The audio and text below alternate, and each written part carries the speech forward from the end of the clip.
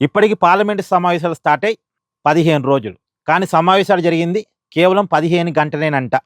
15 రోజుల్లో 15 గంటలు. అంటే రోజుకొక గంట సమావేశాలు జరుగుతున్నాయి. చూడండి. ఇప్పుడు ఇంకా 4 రోజులు మిగిలున్నాయి.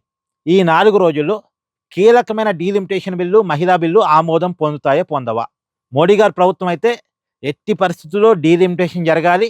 డీలిమిటేషన్ జరిగాక మహిళా రిజర్వేషన్ ఏదైతే 33% రిజర్వేషన్‌ని అమల్లోకి తీసుకురావాలని అనుకుంటున్నారు. మరి డీలిమిటేషన్ జరగాలి అంటే రాజ్యాంగ సవరణ బిల్లుకి పార్లమెంట్‌లో ఆమోదం రావాలి. రాజ్యాంగ సవరణ బిల్లుకి ఆమోదం రావాలి అంటే 2/3 మెజార్టీ కావాలి. ఈ సమస్యలో ఈ 2/3 మెజార్టీ కాడే. ఎన్డీఏ కూటమి దగ్గర అఫీషియల్‌గా 293 మంది సభ్యుల బలం ఉంది. సరే ఇప్పుడు కొంతమంది ఎన్డీఏతో చేతులు కలిపారు. మమతా బెనర్జీ పార్టీ నుంచి 20 మంది చీలొచ్చి ఎన్డీఏ కూటమిలోకి వచ్చారు. ఉద్ధవ్ థాకరే పార్టీ నుంచి 6 వచ్చారు. వీళ్ళందరి బలం కలుపుతున్నా సరే 320 కాడికి వచ్చింది అఫీషియల్‌గా. కానీ సరిపోదు. 360 కావాలి. మరి 360 కావాలంటే ఎలా? ఇప్పుడు కొంతమంది సపోర్ట్ ఇచ్చేవాళ్ళు ఉన్నారు. ఓ 10 మంది ఉన్నారు. 330 లేదా 335 ఇంకా కూడా కావాలి. ఇంకొక 20 మందన్నా కావాలి.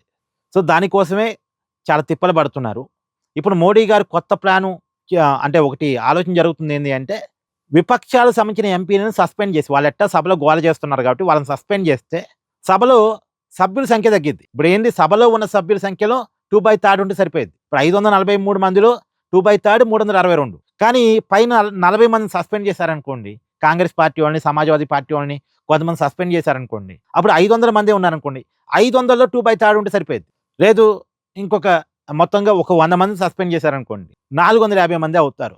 ఆ 450 మందిలో 2/3 ఉంటే సరిపోయేది. ఎట్టయినా ఈ బిల్లులు పాస్ చేసుకోవాలి. ఇప్పుడు ఒక 50 మందిని గనక సస్పెండ్ చేయగలిగితే బిల్లులు ఆటోమేటిక్‌గా ఆమోదం పొందుతాయి. ఎందుకంటే 50 మందిని సస్పెండ్ చేశారనుకో సభలో 500 మంది కూడా ఉండరు. 500 మంది కూడా లేనప్పుడు 2/3 ఈ 340 ఏదైతే ఆల్రెడీ బీజేపీ దగ్గర, ఎన్డీఏ కూటమి దగ్గర ఉన్న సభ్యుల బలం సరిపోయిద్ది. ఇబ్బందేం ఉండదు.